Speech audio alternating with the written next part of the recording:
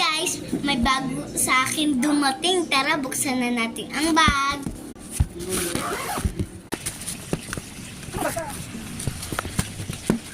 Ito na dumating ang aking order.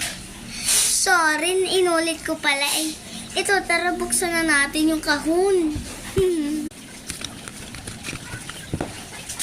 Ito pala yun na ang baby cream. Umorder kayo dito sa mga anak nyo. Kaya, i-buy na yun to sa mga anak nyo. 363 lang to. Kaya, pag may pera kayo, bayadan nyo na. Kaya, ito na ang bilhin nyo for this year. Pwede din para to sa mga babies nyo. Ito ang nasa box. Ayan po yung nakalagay. Wait lang. After bathing or washing your baby face, ito kaya is for tomorrow's day or 2 days.